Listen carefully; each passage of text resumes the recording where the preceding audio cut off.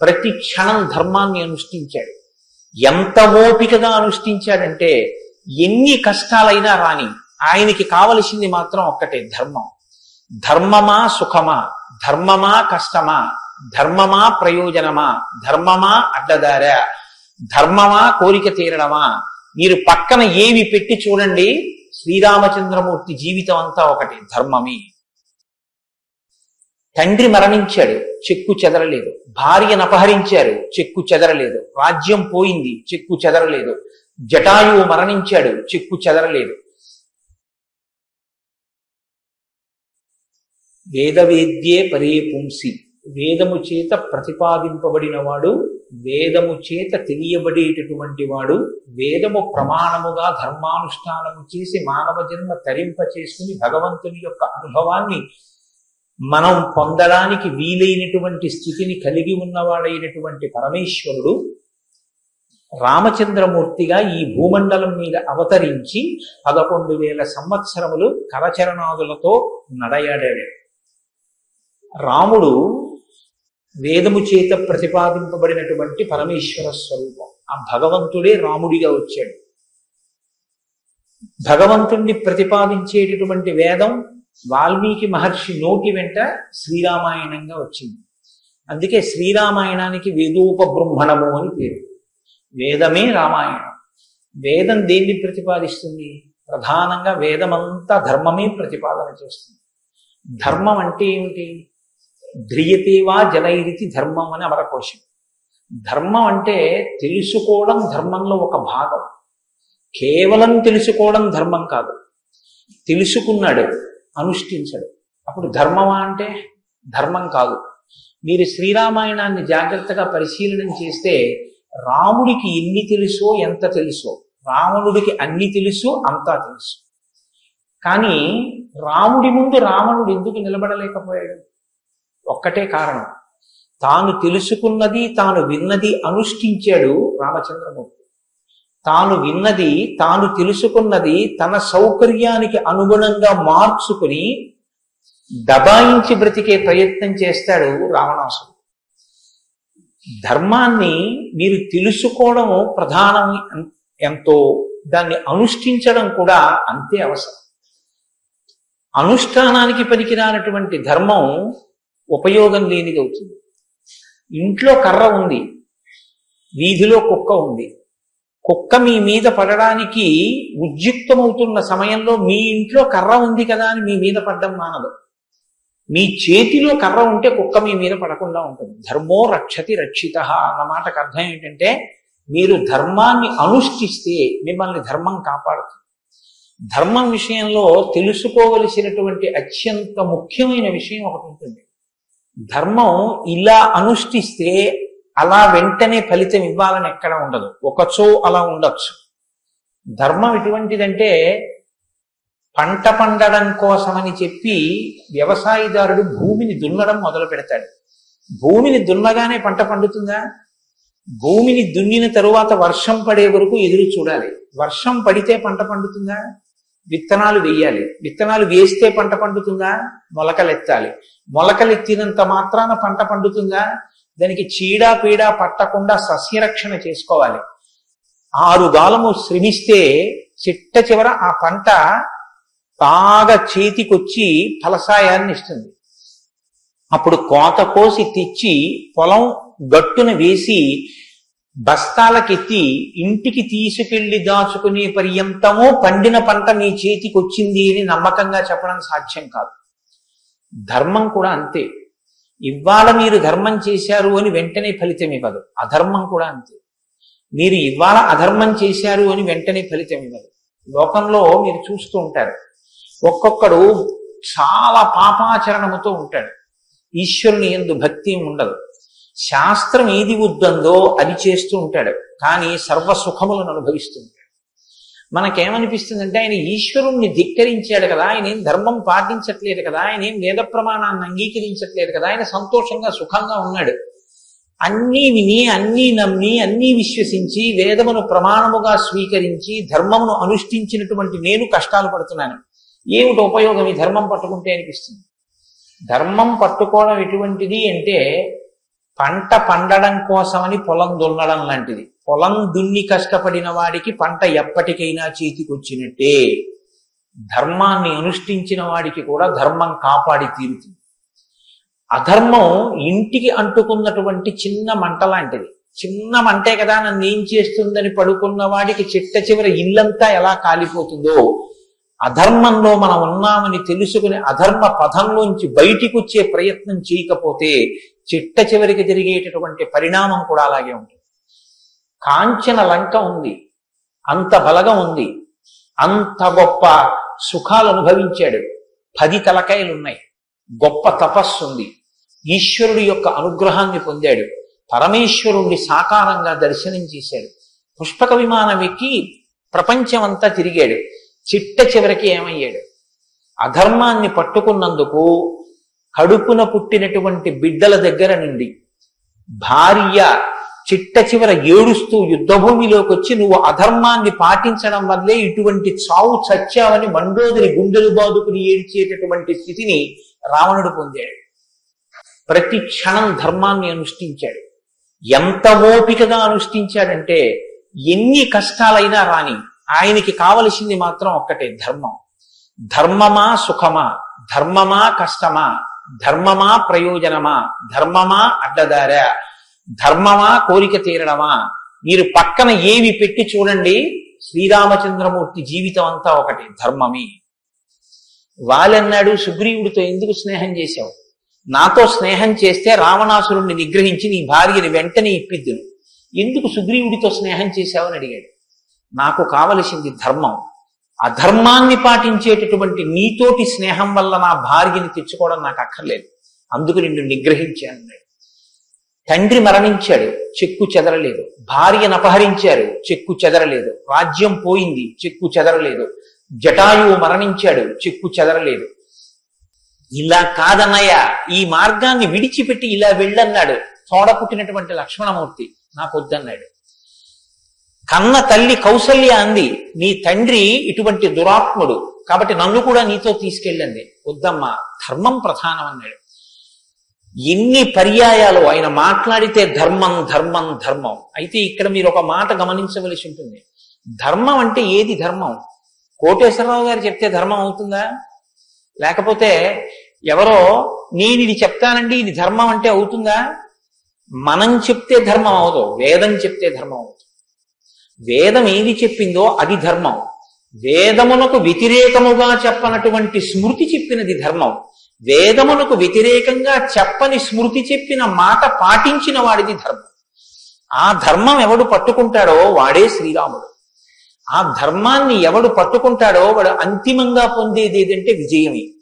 11,000 సంవత్సరములు ఈ భూమండలాన్ని పరిపాలించినటువంటి రామచంద్రమూర్తి పడనటువంటి కష్టం లేదు. ఇన్ని కష్టాలు పడుతున్నా ఆయన ఇతరులకు సుఖాన్ని ఇచ్చాడు, ఇతరులకు ఆనందం ఇచ్చాడు, ఇతరులకు సంతోషం ఇచ్చాడు తప్ప నేనింత కష్టంలో ఉన్నాను మీరు ఎందుకు నవ్వాలని ఆయన ఎన్నడూ అడగలేదు. అందుకే రాముడు యోగి అన్నారు పెద్దలు. యోగి అంటే పైన ఎన్ని కష్టాలైనా రావచ్చు, కానీ లోపల మాత్రం తాను నిర్వికారంగా ఉంటాడు. అందుకే పుట్టినది కూడా నవమి తిథి నాడు పుట్టాడు మహానుభావుడు. 9 అంకెకున్న గొప్పతనం చూడండి. మీరు ఎంత పెట్టి 9ని హెచ్చ వేయండి మళ్ళీ 9గా మారుతూ ఉంటుంది. 9 ఒకట్ల 9, 9 2 18, 8 1 9, 9 3 27, 7 2 9, 9 4 36, 6 3 9, 9 5 45, 5 4 9. ఏం చేసినా మళ్ళీ 9 అవుతూ ఉంటుంది. ఎన్ని కష్టాలు బయట రానివ్వండి, ఎన్ని వైక్లభ్యాలు కలగనివ్వండి, లోపల మాత్రం రాముడు ఎప్పుడు ధర్మాన్నే పట్టుకొని ఉంటాడు. ధర్మాన్ని పట్టుకోవడం అంటే రాముడు రామాయణంలో మాట్లాడింది మీరు గమనించాలి. ఎప్పుడైనా రామాయణం చదవడం, రామాయణం వినడం అంటే ఒక్క పర్యాయం అని మీరు అనుకోకండి.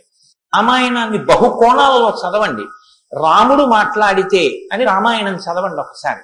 రాముడు ఎప్పుడు నేను ఇలా చెప్తాను అని అనడు.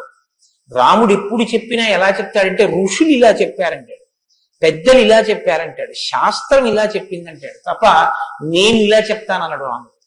తన నిర్ణయం కాదు, తాను ఏది చెప్పాలో కాదు, శాస్త్రం ఏం చెప్పిందో చెప్తాడు, ఋషులు ఏం చెప్పారో చెప్తాడు, పెద్దలు ఏం చెప్పారో చెప్తాడు, తాను ఎందుకు ధర్మాన్ని అనుష్ఠిస్తున్నానో చెప్తాడు.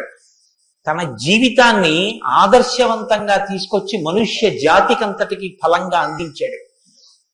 అటువంటి ధర్మాత్ముడైనటువంటి రామచంద్రమూర్తి మనుష్యుడిగా అవతారాన్ని స్వీకరించి ఉండకపోతే అసలు మనుష్యుని యొక్క జన్మ ప్రయోజనం ఇంత గొప్పవాడా మనిషి అన్న విషయమే లోకానికి అర్థమయ్యుండేది కాదు.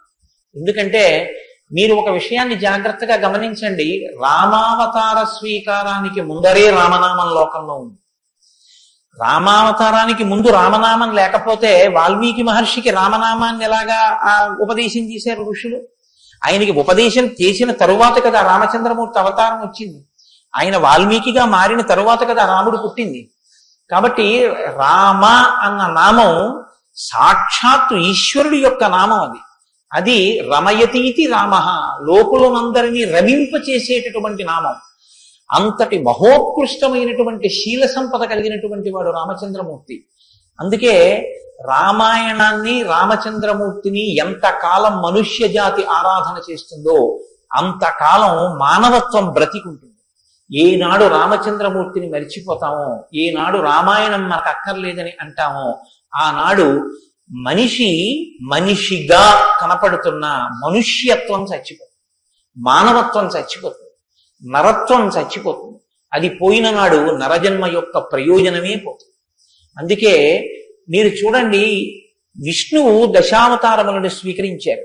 వేదోద్ధారణ మందరాభరణ పృథ్వీధర్మ నిర్మాణ ప్రహ్లాదత్రాణ బలిప్రతారణ నృపాహంకార నిర్వాపన వైదేహీ రమణ ధనంజయ జయ వ్యాపార పారీణ క్షోణీ దివ్యత్కరుణ తమోహరణ తండ్రి వెంకటేశ ప్రభో. ఇన్ని అవతారాలు స్వీకరించిన ఆ అవతార పరిసమాప్తి అయిపోయిన తరువాత మనం పిలిస్తే ఇక లక్ష్మీనారాయణుడిని పిలుస్తాం. ఒక వామనమూర్తి అవతార పరిసమాప్తి అయిపోయింది, ఏమంటాం? లక్ష్మీనారాయణుడు. ఒక పరశురాముడు, లక్ష్మీనారాయణులు. ఒక మత్స్యావతారం, లక్ష్మీనారాయణులు. ఒక్క సీతారాముల అవతారంలో మాత్రం యుగాలు మారిపోయిన ఆ అవతారాన్ని సీతారాములని పిలుస్తాం. భార్యాభర్తలు ఎలా బతకాలో నేర్పినటువంటి అవతారం రామావతారం. అన్నదమ్ములు ఎలా బతకాలో నేర్పిన అవతారం రామావతారం. తండ్రి కొడుకులు ఎలా బతకాలో నేర్పిన అవతారం రామావతారం. ఒక ఉద్యోగి యజమాని ఎలా బతకాలో నేర్పిన అవతారం రామావతారం. చివరికి ఎంత కష్టం కడుపులో ఉన్న రాజారాముడిగా సింహాసనం మీద కూర్చోవలసి వస్తే ప్రజల్ని కన్నబిడ్డల్లా పరిపాలించగలిగినటువంటి ధర్మాన్ని నిలబెట్టుకోగలిగినటువంటి సంపూర్ణత్వాన్ని సంతరించుకున్నటువంటి మనుష్య స్థితిని పొందిన అవతారం రామావతారం. మీకు జీవితంలో అనుష్ఠాన పర్యంతంలో ఎక్కడ ఏ విషయం గురించి అనుమానం వచ్చినా మీకు రామాయణం జీర్ణమైతే మీకు వెంటనే శ్రీరామాయణం జ్ఞాపకానికి వస్తుంది. అప్పుడు రాముడు ఇలా ప్రవర్తించాడు అని మీకు జ్ఞాపకం వస్తుంది. రామాయణం మీకు జీర్ణమైతే మీ భాష తీరు మారిపోతుంది. రామాయణం మీకు జీర్ణమైతే మాట ఎంత గొప్పదో మీకు అర్థం అవుతుంది. నేను అందుకే మీకు మనవి చేశాను, రామాయణాన్ని రామాయణంగా చదవకండి అని.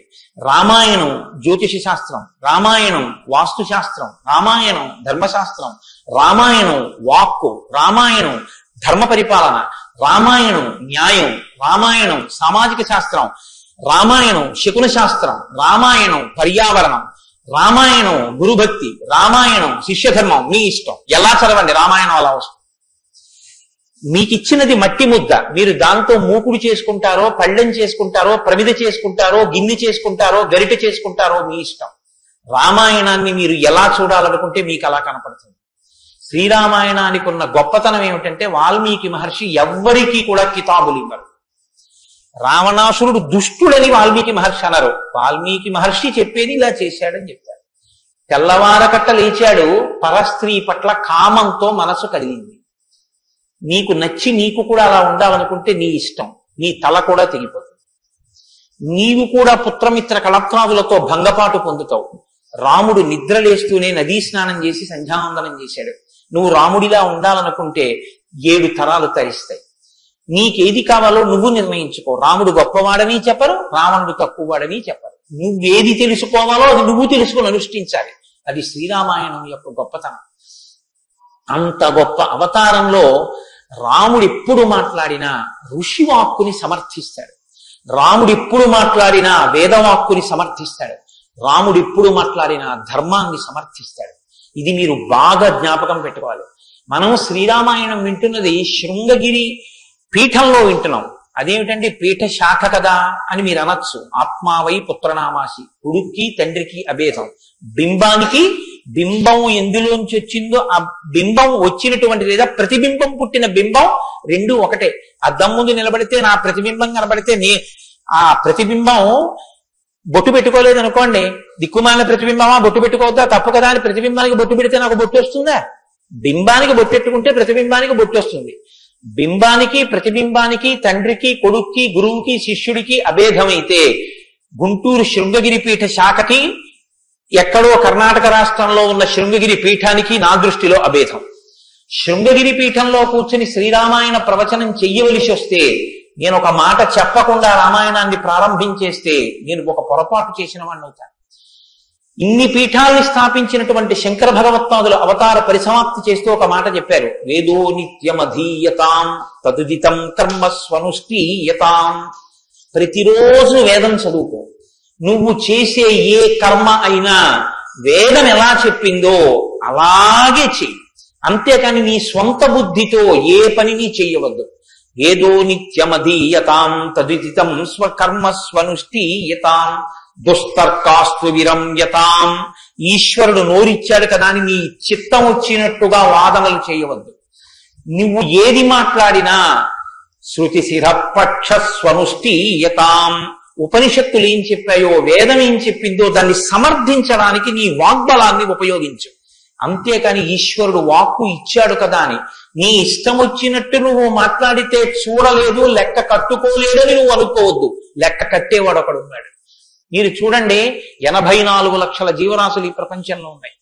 84 లక్షల జీవరాశుల్లో 83,99,999 జీవరాశులకు వాక్కు లేదు. ఒక్క నరజన్మకే వాక్కు ఉంది. మళ్ళీ ఈ నరజన్మలో కొంతమంది మాత్రమే ఆ మాట చెప్పగలరు. కొంతమంది నరులుగా జన్మించిన నోరు విప్పి రామా అని గట్టిగా అనరా అంటే రామా అని అనలేరు. అది వారి దురదృష్టం. కానీ మనం భగవన్నామమును పలకగలం. భగవన్నామం పలికి తరించగలిగినటువంటి భాగ్యం మనకుంది. హరునకు విభీషణున కద్రిజకున్ తిరుమంత్రనాగమై కరికి నహల్యకున్ ద్రుపదకన్యకు నాత్తి హరించి చుట్టమై బరగిన ఎట్టిని పతితపావన నామము నాదు జిహ్వపై నిరంతరము నటింపచేయుమి కదా చరధి కరుణాపయోనిధి అని వేడుకున్నాడు గోపరాజు గారు. నాకేం అక్కర్లేదయ్యా స్వామి, నీ నామం నా నాలుక మీద నర్తింపచేయవయ్యా చాలన్నాడు. పవి పుష్పంబగు అగ్ని మంచపు నాకోపావం భూమిస్థలంబగు శత్రుండతిమిత్రుడవు విషము దివ్యాహారమౌనెన్నగా అవనీమండలి లోపలం శివ శివేచ్ఛాభాషణోల్లాసకిం. శివ నీ నామము సర్వవస్యకరమౌ శ్రీకాళహస్తీశ్వర. నాకు నీ శివనామం నా నాలుక మీద నర్తించాలని కోరుకున్నాడు ధూర్జటి. భగవన్నామం చెప్పుకుంటే చాలని ఆ నామం ఉన్నందుకు వెంపర్లాడారు. అంత్యకాలమునందు ఆయాసమున నిన్ను తలుచునో తలపనో తలతునిపుడి నరసింహ నరసింహ నరసింహ లక్ష్మీశ దానవంతక కోటి భానుతేజ గోవింద గోవింద గోవింద సర్వేశ పన్నగాధిపశాయి పద్మనాభ అని 2 చేతులిచ్చి నమస్కారం చేసి చిట్ట చివర ప్రాణం పోయేటప్పుడు ఆవేళ యమదూతల అగ్రహంబున వచ్చి ప్రాణముల్ పెకలించి పట్టునప్పుడు కపవాత పైత్యముల్ కప్పగా శ్రమచేత కంపముద్భవమంది కష్టపడుచు నారాయణాయంచు నా జిహ్వతో నిన్ను పిలుతునో శ్రమచేత పిలువలేనో. నాటికిప్పుడు నీ నామస్మరణ చేతు చివిరిడవయ్య భూషణ వికాస శ్రీధర్మపుర నివాస దుష్ట సంహార నరసింహ దురిత దూరాన్ని గుండెలు బాదుకున్నాడు నరసింహశతకర్త. ఆ భగవన్నామం పలికేటటువంటి భాగ్యం ఉన్న ఏకైక ప్రాణి సృష్టిలో కేవలం మనుష్యుడే. అటువంటి మనుష్యుడికి ఇచ్చినటువంటి అదనపు వరం భగవత్ కథాశ్రవణం. ఈశ్వర కథ వినగలడు. ఆ ఈశ్వర కథ వింటేనే సమస్త సంసార భ్రమణ పరితాపోపశమనం అంటారు శంకర భగవత్పాదులు. గలంతి శంభోత్పచ్చరిత చరిత కిల్బిషరజో దళంతి ధీకుల్యాశరతి పతంతి విజయతాం దిశంతి సంసార భ్రమణ పరితాపోపశమనం వసంతి మచ్చేతో హదవు శివానందలహరి అంటారు. సంసార భ్రమణ పరితాపోపశమన కారణమైనటువంటి భగవంతుని యొక్క కథాశ్రవణము చేసి నోటితో జుర్రుకున్నటువంటి పదార్థాలు సప్త ధాతువులతో నిర్మింపబడిన ఈ దేహాన్ని పోషిస్తే భగవంతుని యొక్క కథని చెవులతో జుర్రుకున్నటువంటి వాడు మళ్లీ పుట్టవలసిన అవసరం లేకుండా పునరపి జననం పునరపి మరణం పునరపి జనని జఠరే చయనం ఇహ సంసారే బహుదుష్కారే కృపయాపారే పాహి మురారే అని ఆ భగవన్ నామామృతాన్ని చెవులలోంచి లోపలికి జుర్రుకున్నటువంటి వాడు పునరావృత్తి రహిత శాశ్వత శివ సాయుధ్య స్థితిని పొందగలుగుతున్నాడు. ఇటువంటి భాగ్యం కలిగినటువంటి ప్రాణి మనుష్యుడు. ఆ మనుష్యుని యొక్క జీవితం ఎంత గొప్పదో, అసలు నరుడంతే ఎంత గొప్పవాడో నిరూపించినటువంటి అవతారం మనుష్య జన్మ అంటే అంత చులకనగా చూడబడినటువంటి రోజుల్లో నరుడంటే ఎంత గొప్పవాడో నిరూపించి చూపించాడు. అందుకే ఆయన అవతార పరిసమాప్తి చెయ్యాలి అంటే రావణ సంహారం చేసేసి అవతార పరిసమాప్తి చేసేయచ్చు. కానీ ఆయన అలా చేయలేదు, ప్రతిజ్ఞ చేశారు. దశవర్ష సహస్రాన్ని దశవర్ష శతానిచ, నేను 11,000 సంవత్సరములు ఈ భూమండలం మీద నడుస్తానన్నాను. దేని కొరకు అంటే 11,000 సంవత్సరములు నేను ఈ భూమి మీద ఉండి భార్యాసహితుడనై బిడ్డల్ని కని ధర్మాన్ని అనుష్ఠించి ఒక నరుడు ధర్మాన్ని పట్టుకుంటే ఎంత గొప్పవాడు కాగలడో నిరూపిస్తానన్నాడు రాముడు. అటువంటి నరుడి కథ అయినటువంటి రామకథ వినకపోతే, రాముడికి కృతజ్ఞతలు ఆవిష్కరించకపోతే, మనసార రామనామం చెప్పకపోతే, రామచంద్రమూర్తికి నమస్కరించకపోతే ఆ జన్మ వృధా అయిపోయినటువంటి జన్మ. అంతటి మహాత్ముడు రామచంద్రమూర్తి. కాబట్టి వేదవేద్యే పరే పుంసీ జాతే దశరథాత్మజే వేద ప్రచేతసాదాసీత్ సాక్షాత్ రామాయణాత్మన. వేదము వేదోపబృంహణమై రామకథగా భూలోకంలో వచ్చింది. ఆ వేదము ఈశ్వరుని యొక్క శ్వాస. ఈ వేదము వాల్మీకి గిరి సంభూత, వాల్మీకి అనబడేటటువంటి పర్వతంలోంచి పుట్టినటువంటి ఒక జీవనది. వేదము మనం వెళ్ళి స్నానం చెయ్యాలి, మనం వెళ్ళి దర్శనం చెయ్యాలి. రామాయణము ప్రవహించి ఇంటింటి ముందు నుంచి విడిపోయినటువంటి గంగ లాంటిది. దక్షిణామూర్తి వేదం, శంకరాచార్యుల వారు రామాయణం. దక్షిణామూర్తి ఎక్కడో ఒక్క చోట కూర్చుని ఉంటారు. సనక సనందనాథులు కూడా ఆయన కూర్చున్న చోటికే వెళ్లి నమస్కారం చేసి జ్ఞానోపలబ్ధి పొందాలి. శంకరాచార్యుల వారు అలా కాదు. శంభోర్మూర్తి చరతి భువనే శంకరాచార్య రూప. ఆ దక్షిణామూర్తి మౌనం విడిచిపెట్టి ఆసేతి హిమాచల పర్యంతం పాదచారి అయి 3 పర్యాయములు పరిగెట్టించి వేద విరుద్ధమైన వాదనలు ఖండించి మళ్లీ వేద విరుద్ధమైన వాదనలు ఈ భారతదేశంలోకి ప్రవేశించకుండా కాపు పెట్టాలన్న ఉద్దేశ్యంతో తూర్పున జగన్నాథ్లో గోవర్ధన పీఠమో, పడమర ద్వారకలో కాళికాపీఠమో, ఉత్తరమున బద్రికాశ్రమలో జ్యోతిపీఠము, దక్షిణమున శృంగగిరిలో శారదాపీఠము, 4 చోట్ల 4 పీఠములను కాపు పెట్టి గురు పరంపర నిరంతరము కొనసాగేటట్టుగా మనని అనుగ్రహించి వేద విరుద్ధమైన వాదనలు భారతదేశంలో ప్రవేశించకుండా రక్షించినటువంటి మహాపురుషుడైనటువంటి శంకర భగవత్పాదులు తానే ఆసేతు హిమాచలం పరిగెత్తించి ప్రతి ఇంటి ముందుకొచ్చి జ్ఞానబోధ చేసినట్టు రామాయణం అనేటటువంటి గంగ వాల్మీకి గిరిశంభూతయ్యి వాడలా ప్రవహించింది. రామకథ రామనామం తెలియనివాడు లోకంలో ఉండడు. ఏదైనా తెలియదేమో, రామకథ తెలియనివాడు రామనామం తెలియనివాడు లోకంలో ఉండడు. మంచికైనా రామనామం, చెడుకైనా రామనామం. ఏమయ్యా అంత పని చేసావా? రామరామ నేను చేస్తానండి అంటాడు. ఏదైనా చూడకూడదు చూస్తే రామరామ ఇలాంటిది చూశానేమండి అంటాడు. ఏదైనా మంచి జరిగితే రామరామ ఎంత మంచి మాట విన్నాను ఇవ్వాలంటాడు. భారతీయ సంస్కృతిలో రామనామం మమేకమైపోయింది. అటువంటి రామాయణం, అటువంటి రామనామం ధర్మానికి ఆలవాలం. ధర్మాన్ని వ్యతిరేకించడం కన్నా ఘోరమైన పాపం లోకంలో ఇంకోటి ఉండదు. ఇవాల్టి రోజున రామాయణం యొక్క ఆవశ్యకత మరీ ఎక్కువ. ఎందుచేతనో తెలుసా అండి? ఒకానొకప్పుడు ధర్మానికి వ్యతిరేకంగా మాట్లాడితేనే చాలా దోషం. అటువంటిది ఇవాళ ఏ స్థితి వచ్చేసిందంటే ధర్మాన్ని ధర్మము అని పేరు పెట్టి వ్యతిరేకంగా మాట్లాడితే బాగుండదని ధర్మానికి ఇంకొక పేరు పెట్టి వ్యతిరేకంగా మాట్లాడే రోజులు వచ్చాయి. ఒకడు ఆవుని చంపేయాలనుకున్నాడు. ఆవుని చంపేయండి అంటే మిగిలిన వాళ్ళు బుద్ధి ఉందా లేదా అంటారు. అందుకని ఆవుని ఇంకొక క్రూర మృగం పేరు పెట్టి పిలిచి చంపేయమన్నాడు వాడు. ఎంత గడుసరితనం చూడండి. ఈ పులిని చంపేయండి అన్నాడు. పులిని చంపేయండి అంటే చూడని వాడు ఏమనుకుంటాడు? పులిని చంపేస్తే తప్పేమిటి, వచ్చి ఊళ్ళ మీద పడిపోతుంది అనుకుంటాడు. అది పావుని చంపేయండి అన్నాడు. విన్నవాడు పావు అనుకున్నాడు, కనదు ఆవు. ఆవుని చూపించి పావుని చంపేయండి అన్నాడు. వాడికి తెలియదా ఇది ఆవు అని? తెలుసు.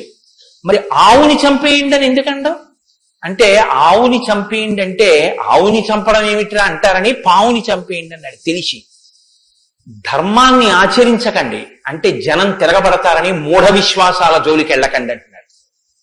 పేరు మార్చారు కానీ వ్యవస్థని ధర్మానికి దూరం చేస్తున్నాడు. ఆ స్థితి నుంచి మనం రక్షింపబడాలంటే మనకున్న ఆధారం ఒక్కటే, శ్రీరామాయణాన్ని వినాలి. శ్రీరామాయణాన్ని బాగా తెలుసుకోవాలి, శ్రీరామాయణాన్ని తరచి తరచి గమనించాలి. రామాయణం మనకి తెలుసున్న రామకథే కదా అనుకోకండి. నేను మీకు యథార్థం మనవి చేస్తున్నాను. మీరు రామాయణాన్ని ఎన్ని మాటలు చదవండి, ఎన్ని మాటలు వినండి, మీకు రామాయణం కొత్త కోణంలో ప్రకాశిస్తుంది. రామాయణం కొత్త కోణంలో భాషిస్తుంది. అంత గొప్ప రామాయణం. సరే, నువ్వు చెప్పేది రామాయణం కదా, రామాయణం గురించి ఎందుకు అంతసేపు చెప్తావు, మేము ఎదర వింటాం కదా రామాయణం, అసలు నువ్వు రామాయణం ప్రారంభం చెయ్యి అని మీరు అంటారు. నాకు తెలుసు. శ్రీరామాయణ ప్రారంభం ఎక్కడ జరిగింది అంటే తపస్వాధ్యాయ నిరతం తపస్వీ వాగ్విదాం వరం నారదం పరిపప్రచ్చర్ వాల్మీకి మునిపుంగవం అన్నారు. ఒకానొక నాడు వాల్మీకి మహర్షి తన ఆశ్రమంలో ఉన్నారు. నారద మహర్షి వచ్చారు. నారద మహర్షి వస్తే వచ్చిన నారద మహర్షి ఎటువంటి వారో చెప్తున్నారు. మొదట ఏదో నారదుడు వచ్చారు, వాల్మీకి అడిగారు, అది కాదు ఆ శ్లోకం. మీరు ఆ శ్లోకాన్ని చాలా జాగ్రత్తగా గమనించాలి. ఎటువంటి నారదుడు ఎటువంటి వాల్మీకి మహర్షి ఆశ్రమానికి వచ్చారట? తపస్వాధ్యాయ నిరతం తపస్వి వాగ్విదాం వరం నారదం పరిపప్రచ్చర్ వాల్మీకి మునిపుంగవం. ఈ శ్లోకం నేను చెప్పే ముందు మీతో ఒక మాట నేను మనవి చెయ్యాలి.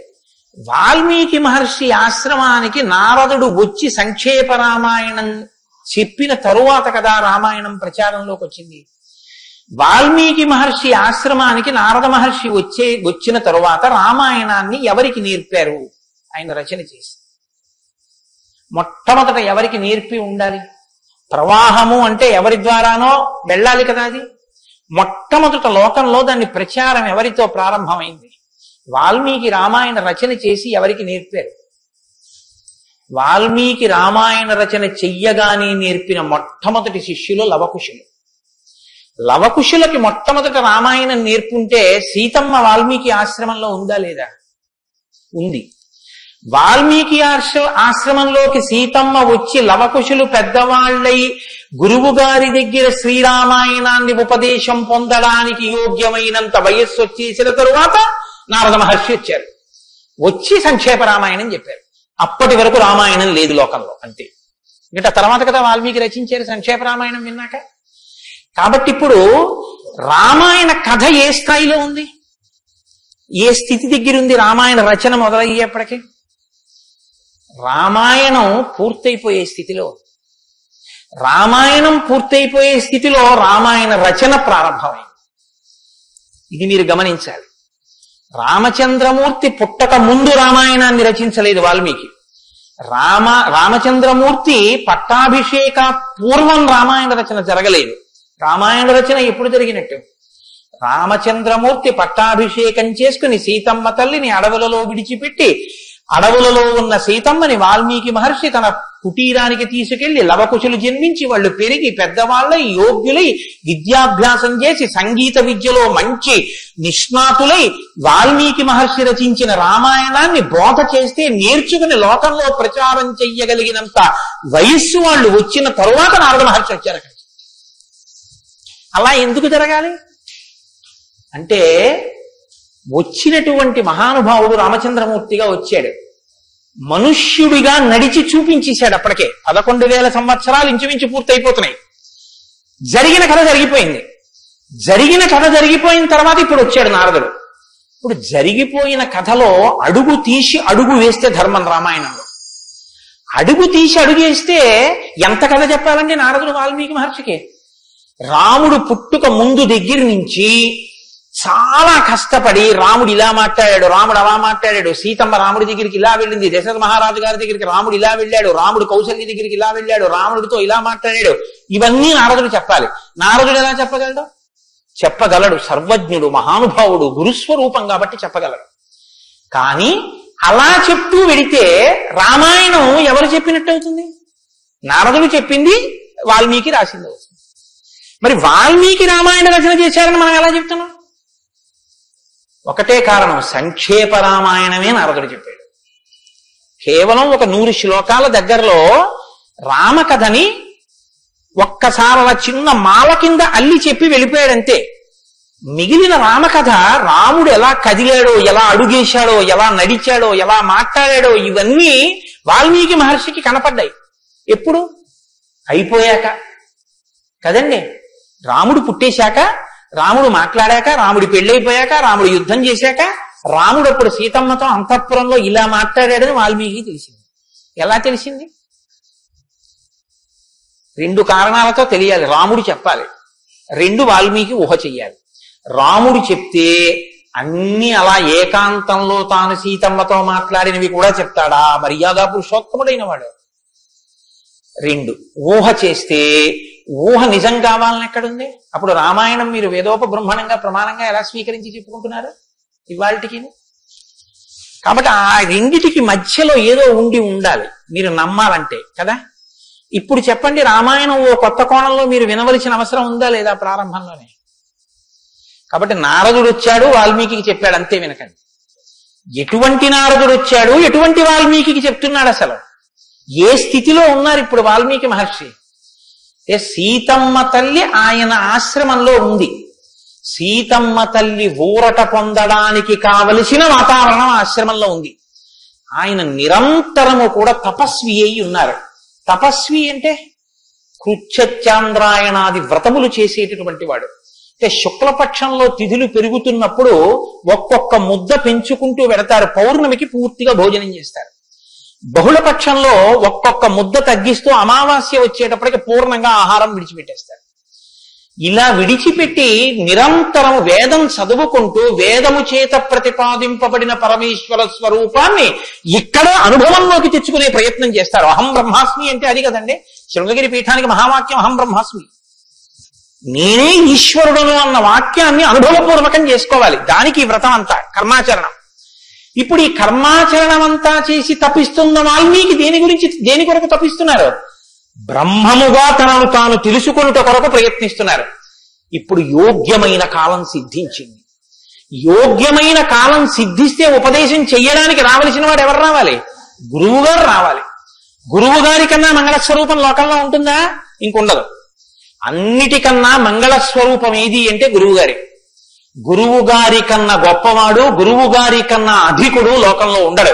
న గురురధికం న గురురధికం న గురురధికం ఇది శివశాసనత. గురువు కన్నా అధికుడి లోకంలో లేడు. మరి ఈశ్వరుడండే అని మీకు అనుమానం రావచ్చు. ఈశ్వరుడి కన్నా అధికుడు గురువే. ఎందువల్ల? అసలు గురువు లేకపోతే ఈశ్వరుడి యొక్క అస్తిత్వం ప్రకటనం కాదు. సరికదా? నేను మీకు ఒక మాటలో చెప్పాలంటే, శృంగగిరి పీఠాధిపత్యం వహించిన చంద్రశేఖర భారతీ స్వామి వారి దగ్గరికి ఒక వ్యక్తి వెళ్ళి అన్నాడు, నా దగ్గర 1 కన్నా ఎక్కువ మంత్రాలు ఉపదేశం పొందినవి ఉన్నాయి. నేను ఒక మంత్రానికి ధ్యాన శ్లోకం చేసి మంత్రాన్ని అనుష్ఠిస్తుంటే ఇంకో మంత్రం యొక్క ధ్యాన శ్లోకంలో స్వరూపం కనబడుతోంది, నన్ను ఏం చేయమంటారని అడిగాడు. ఆయన అన్నారు, నీకు ఉపదేశం చేసినటువంటి గురువు గారి పాదాలు నీకు కనపడుతుంటాయా? అయ్యో నాకు చాలా ఇష్టం అండి, మా గురువు గారి పాదాలు నాకు బాగా జ్ఞాపకం. ఏ మంత్రం చేసినా గురువు గారి పాదాలే చూడన్నారు. అలా ఎలా కుదురుతుందండి అన్నాడు ఆయన. ఆ ధ్యాన శ్లోకంలో రూపం కదా చూడాలి. ఏ మంత్రం చేసినా గురువు గారి పాదాలు ఎలా చూస్తాం? ఏ గురుర్ బ్రహ్మ గురుర్ విష్ణు గురుర్దేవో మహేశ్వర, గురువే బ్రహ్మ గురువే విష్ణువు గురువే మహేశ్వరుడు. ఇక గురువు గారి పాదాలే ఆ దేవతలన్నీ. కాబట్టి గురువు గారి పాదాలు చూస్తూ నువ్వు ఏ మంత్రం చెప్పినా ఆ మంత్రం సిద్ధిస్తుంది. అయినప్పుడు ఇప్పుడు గురు దర్శనమే మంగళకరమైనటువంటి దర్శనం. నారదుని యొక్క దర్శనం, నారదుని యొక్క పేరెత్తడం కన్నా గొప్పతనం ఇంకోట్లేదు. కాబట్టి ఇప్పుడు రామాయణ ప్రారంభం దేనితో ప్రారంభమైంది? గురువు గారి దర్శనంతో ప్రారంభమైంది. నారద మహర్షి దర్శనం గురువు యొక్క దర్శనం. ఎవరికి? వాల్మీకి. రామాయణాన్ని నమ్ముకున్న జాతికి ప్రతినిధి. మనకే దర్శనంతో ప్రారంభమైంది? జగద్గురు దర్శనంతో మనకి ప్రారంభమైంది. కాబట్టి ఇప్పుడు ఎవరొచ్చారు? ఆ వచ్చినటువంటి వ్యక్తి సామాన్యమైనటువంటి వ్యక్తి రాలేదు, నారదుడు. ఆ వచ్చినటువంటి వారు మహానుభావుడై తపస్వాధ్యాయ నిరతం, నిరంతరము తపస్సు చేసేటటువంటి వారు. మీతో మాట మనవి చేశాను. తపస్సు అంటే ఈ వ్రతమును ఆచరిస్తూ నిత్య నైమిత్తిక కర్మలను వైక్లభ్యం లేకుండా అనుష్ఠించేటటువంటి వారు. నిత్య కర్మ అని ఒకటి ఉంటుంది, అది ఎప్పుడూ మానడానికి వీల్లేదు. సంధ్యావందనం ఉంది, ఎప్పుడూ మానకూడదు, ఎప్పుడూ చేయవలసింది.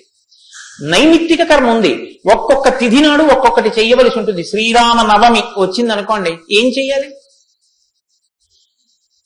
శ్రీరామనవమి నాడు ఉదయం నుంచి రాత్రి వరకు శ్రీరామ జయ రామ జయ జయ రామ అన్న 13 అక్షరాల మంత్రాన్ని రాత్రి వరకు చేసి, రాత్రి ప్రదక్షిణం చేసి, ఉపవాసం చేసి, మరునాడు ఉదయం ఎక్కడ మీరు ఈ మంత్రం చేశారో అక్కడికి వచ్చిన తరువాత శ్రీరామ పట్టాభిషేక సర్గ, శ్రీరామావతార సర్గ, ఈ 2 సర్గలు పారాయణ చేయాలి. ఈ 2 పారాయణ చేసి మొన్న శ్రీరామనవమి నాడు మేము కాకినాడలో అయ్యప్ప స్వామి దేవాలయంలో చేశాం. అవి ఈ 2 సర్గలు పారాయణ చేసి తదనంతరం ముందు పేదలకి అన్నదానం నారాయణ సేవగా చేసి తరువాత తాను ఆహారం స్వీకరించాలి. అది శ్రీరామనవమి నాడు చేయవలసినటువంటి విధానం.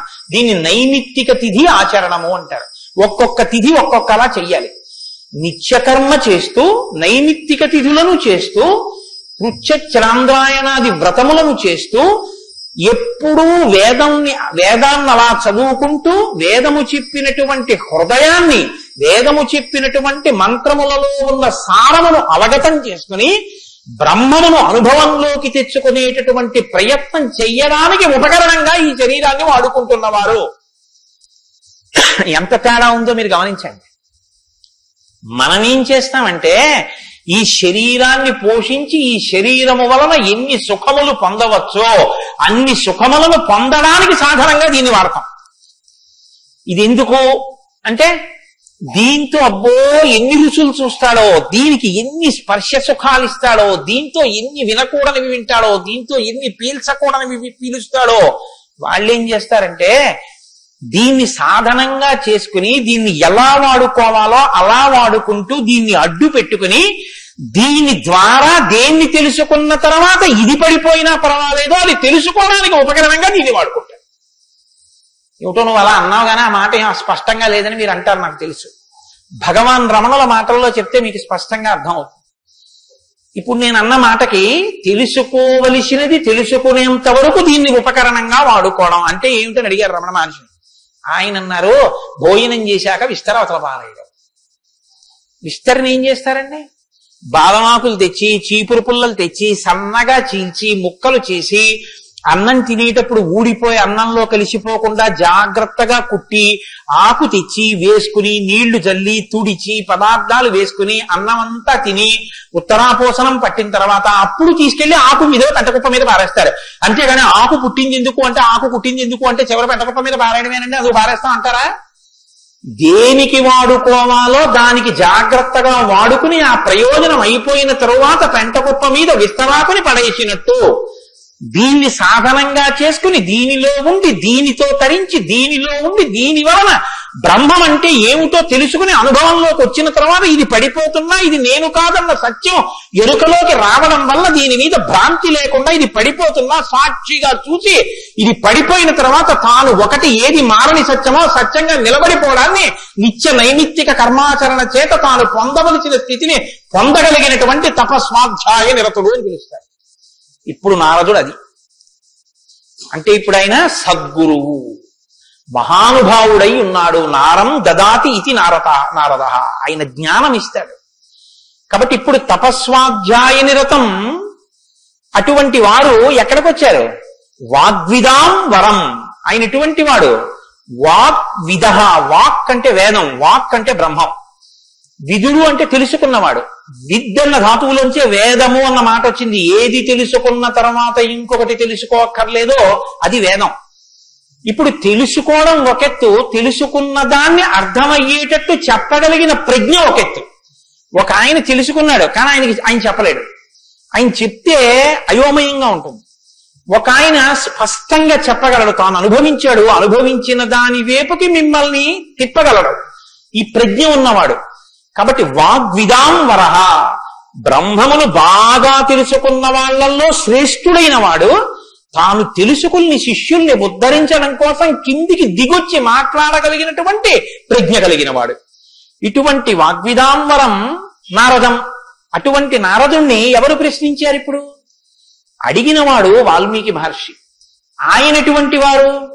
తపస్వి, తపస్సు చేస్తున్నవారు. తపస్సు అంటే నేను మీకు ఇందాక చెప్పాను, బ్రహ్మమును తెలుసుకోవాలని తాపత్రయంతో ఉన్నటువంటి వారు, భావన వ్యగ్రతతో ఉన్నవారు. ఈయన నారదుణ్ణి అడిగారు. ఏమని అడిగారు? అయ్యా మీరు వచ్చారు, చాలా సంతోషం అండి, నాకు ఏ ఆపదలు రాకుండా మా అబ్బాయికి ఉద్యోగం వచ్చేటట్టు, నాకు సంతోషంగా ఉండేటట్టు, మా ఆశ్రమంలో ఆవులన్నీ ఎప్పుడు పాలిచ్చేట్టు చూడండి అని అడగలేదు.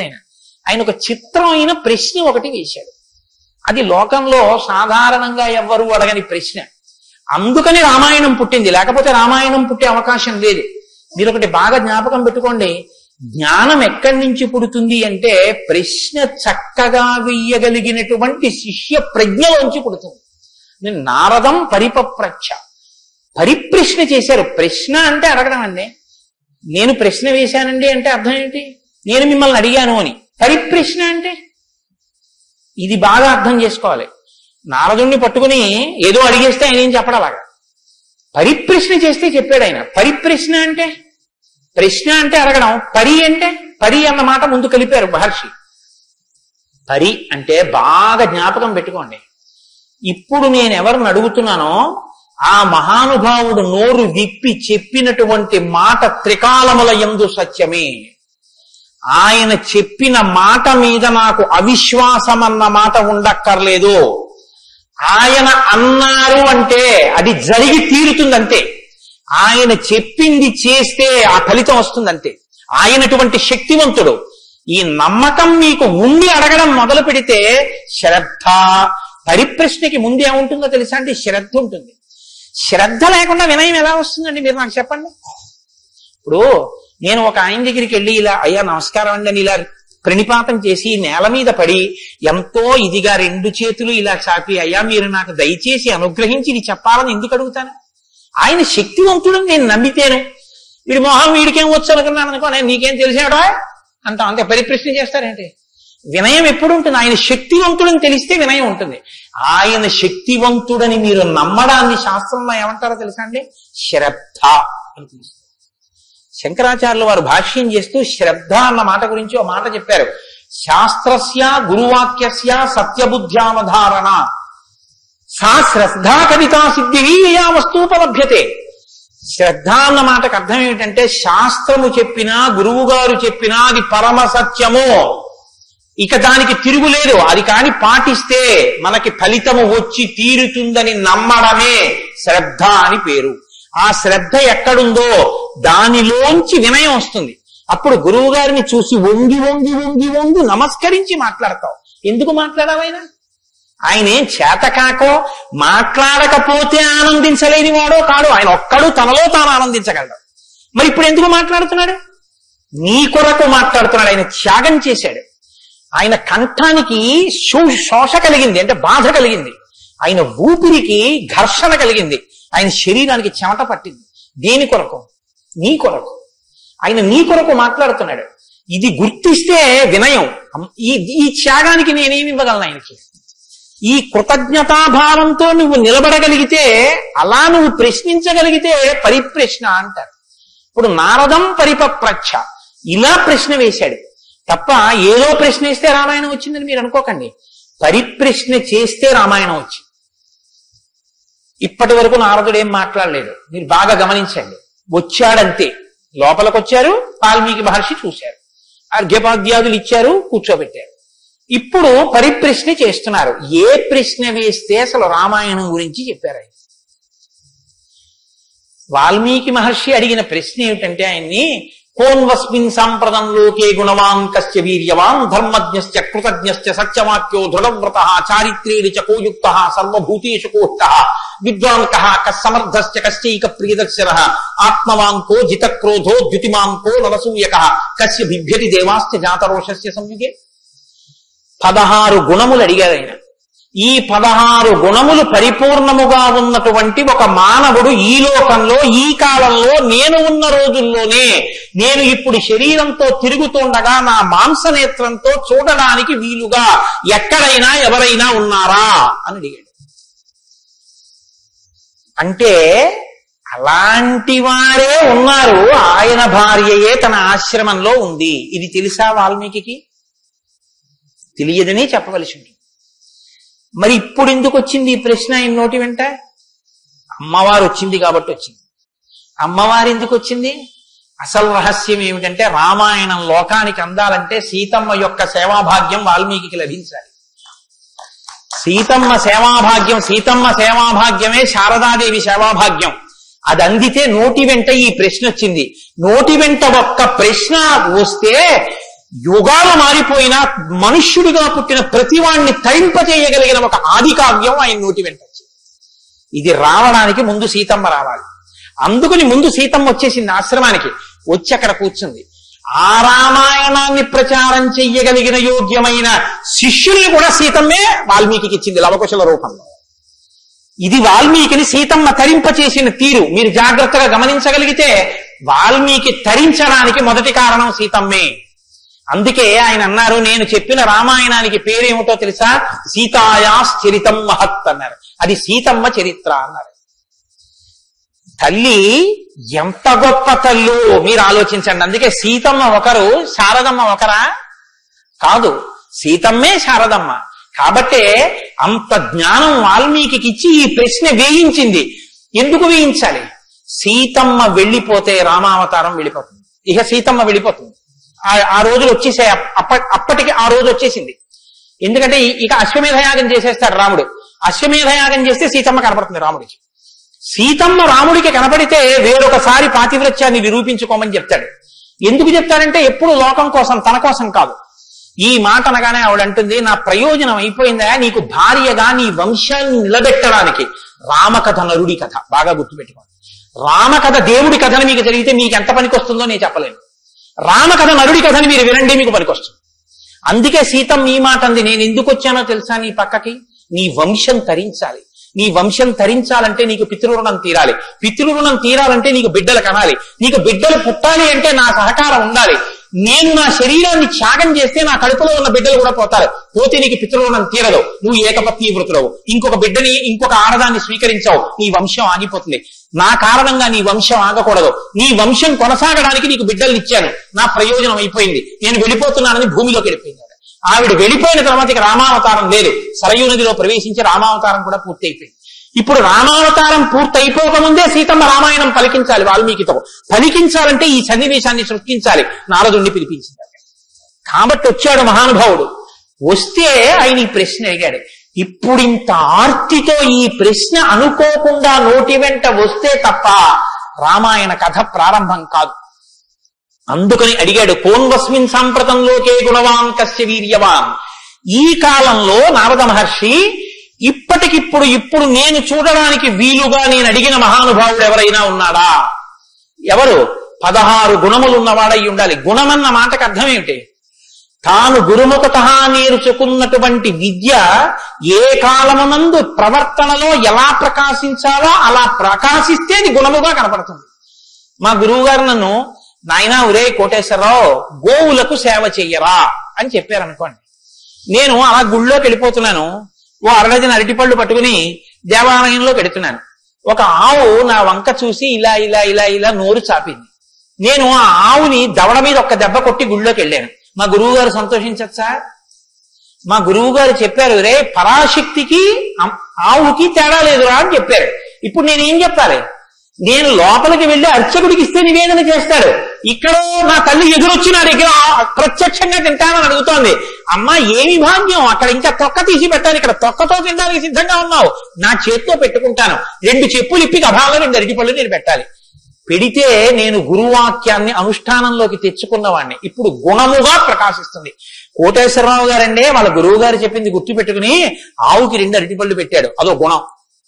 అంటే నేను నా గురించి చెప్పుకుంటున్నాను అనుకోకండి. నేనే అటువంటి పుణ్యకార్యాలు చేసిన వాడిని కాదు మహాప్రభు. ఏదో ఉదాహరణకి చెప్పానంతే.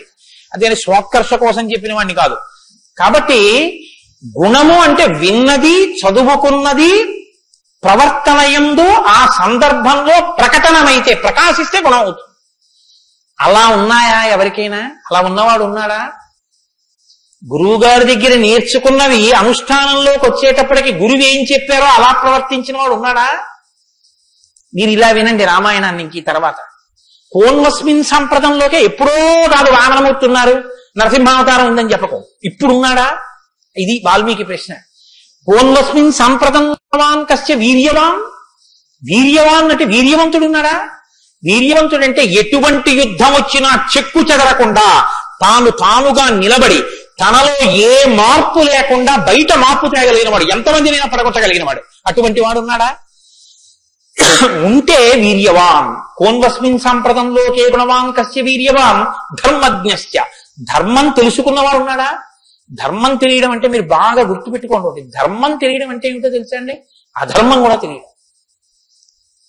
ధర్మమే తెలిస్తే పూర్ణత్వం కాదు. ధర్మం తెలియడం అంటే అధర్మం కూడా తెలియడం. ఏది చెయ్యాలో తెలియడం అంటే ఏది చెయ్యకూడదో కూడా తెలియడం. మీరు కొంచెం ఆలోచించండి. నేను మాట అనేసి వదిలేస్తాను, ఇప్పుడు మీరు జవాబు చెప్పక్కర్లేదు. చెయ్యమన్నది చెయ్యడం తేలిక, చెయ్యొద్దన్నది వదిలేయడం తేలిక. చెయ్యొద్దన్నది వదిలేయడమే చాలా కష్టం. మీరు చూడండి, నేను మంత్రం ఇస్తాను, 11 మార్లు చెయ్యండి రోజు, ఒక్క మాట కూడా మీకు కోతి గుర్తు రాకూడదన్నాను అనుకోండి, అలా చేయగలరా? ఇది వద్దు అని ఏదంటామో అదే చేయబుద్ధి చేస్తుంది. దేవుడికి 2 అగరత్తులు పెట్టు అన్నాను అనుకోండి, భయానికో భక్తికో 2 అగరత్తులు వెలిగించేయడం తేలిక. వద్దన్నది చేయకుండా ఉన్నవాడు ప్రజ్ఞావంతుడు. వద్దన్నది చేయకుండా ఉండాలంటే అధర్మం తెలియాలి కదండి. అధర్మం తెలియడం, ధర్మం తెలియడం, ధర్మం పాటించడం, అధర్మం విడిచిపెట్టడం, అధర్మం చేసిన వాడిని కూడా ఉండకుండా చేయడం, ఎందుకంటే వాడి వల్ల ధర్మం వ్యాప్తి చెందకుండా. ఇది ధర్మం తెలియడం. కాబట్టి ధర్మజ్ఞశ్చ కృతజ్ఞశ్చ. కృతజ్ఞశ్చ అంటే ఎవరో తనకు ఒక ఉపకారం చేశాడు, వాడు అదృష్టం అండి నన్ను సేవించుకున్నాడు అండం కాదు. ఎంత మహానుభావుడండి, నిజంగా నాకు ఎంత ఉపకారం చేశారండి, ఎంత ఉపకారం చేశారండి అని తలుచుకు తలుచుకు తలుచుకు తలుచుకు పొంగిపోగలిగినటువంటి మనసు ఉండడం. అసలు మనుష్య జన్మకు ఉండవలసిన ప్రధాన లక్షణం అదేనండి. కృతజ్ఞో నాస్తి నిష్కృతి. కృతజ్ఞత లేని వాడికి నిష్కృతి లేదు. అటువంటి కృతజ్ఞత ఉన్నవాడు ఉన్నాడా లోకంలో ఎవరైనా? ధర్మజ్ఞశ్చ కృతజ్ఞశ్చ సత్యవాక్యో. ఎప్పుడూ సత్యమే మాట్లాడాలి, నిన్ను విరిగి మీద పడిపోని నేను సత్యమే చెప్తాను అని వ్రతం పట్టినవాడు ఎవరైనా ఉన్నాడా? సత్యవాక్యో దృఢవ్రత.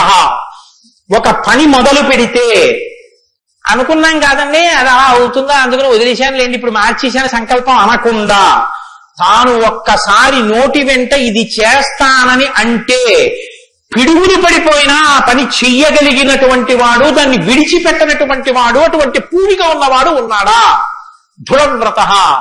కాబట్టి కోన్వస్మిన్ సాంప్రదం లోకే గుణవాన్ కస్య వీర్యవాన్ ధర్మజ్ఞశ్చ కృతజ్ఞశ్చ సత్యవాక్యో దృఢవ్రత చారిత్రేణ చకోయుక్త.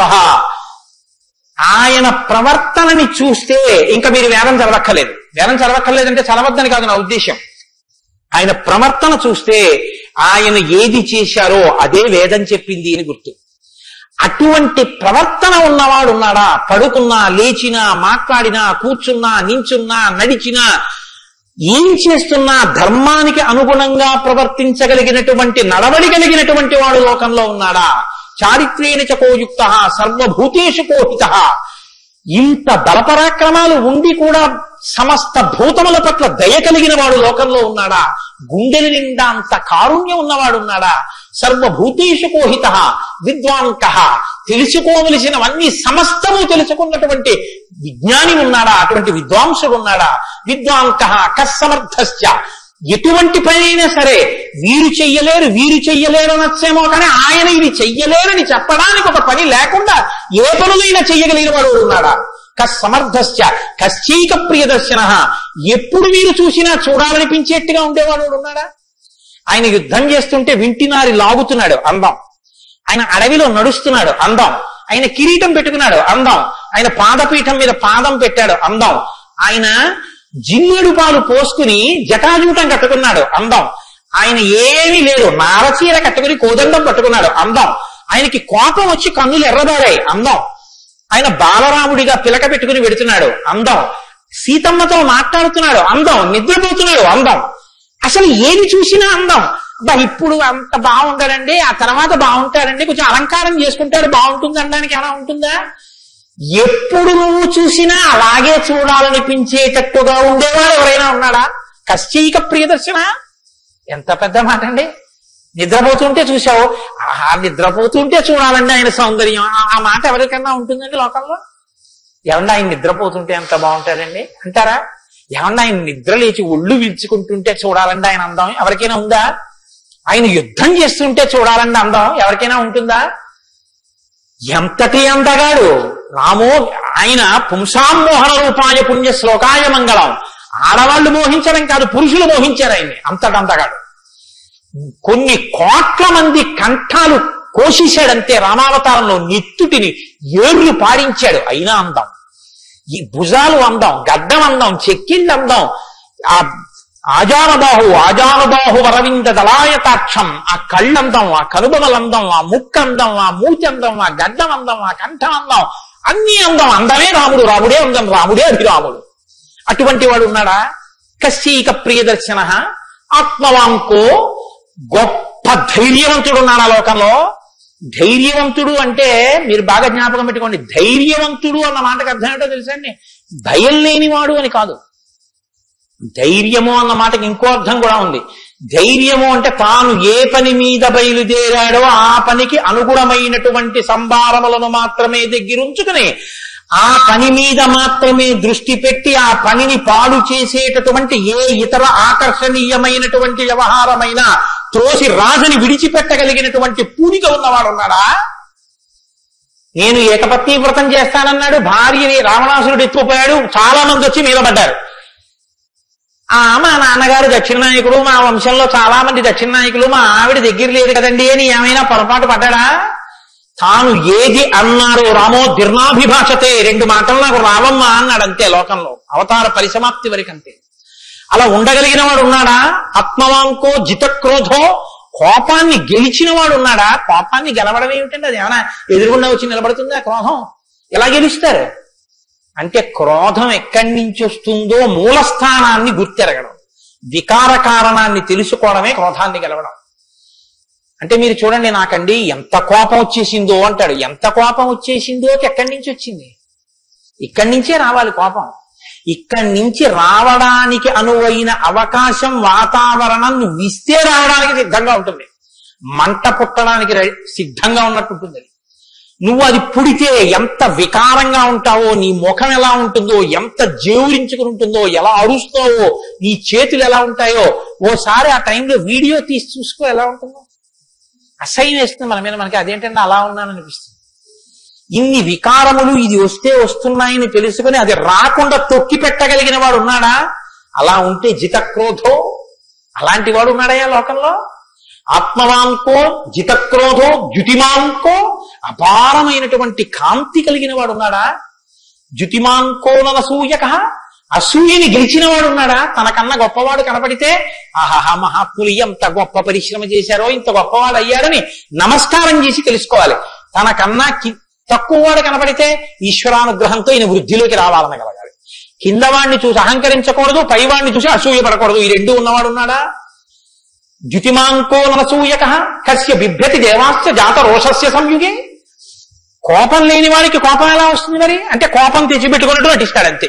ఎందుకు నటించాలి? ఏదో పని చక్కబెట్టాలంటే కోపం వచ్చినట్టు ఒకసారి ఇలా అంటాడు. అనేటప్పటికి అమ్మ బాబు ఆయన కోపం వచ్చిందంటే హడిలిపోయి అందరూ జాగ్రత్తగా ఉంటారు.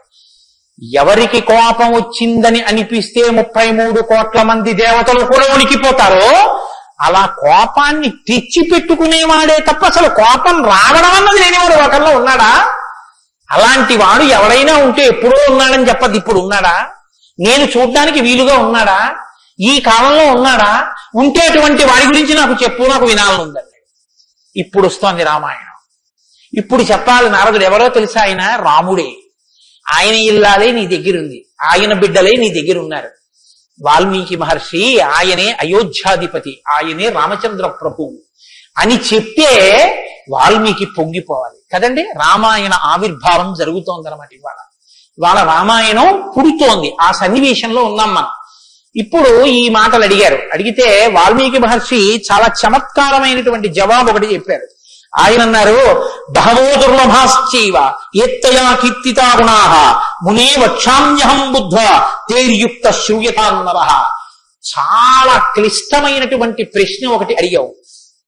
సాధారణంగా లోకంలో మానవుల్లో నువ్వు అడిగినటువంటి 16 గుణములు ఒక వ్యక్తి యందు ప్రకాశించేటటువంటి వాడు ఉండడు. కాబట్టి ఇప్పుడు ఎవరై ఉండాలి? నరోత్తముడై ఉండాలి, సాక్షాత్ శ్రీ మహావిష్ణువు అయి ఉండాలి.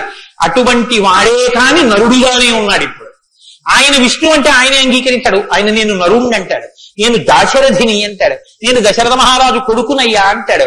నరుడిగా ఈ లోకంలో తిరుగుతున్నవాడు ఉన్నాడు. అటువంటి వాడి గురించి చెప్తాను, జాగ్రత్తగా వినన్నాడు. ఇది సంక్షేప రామాయణం.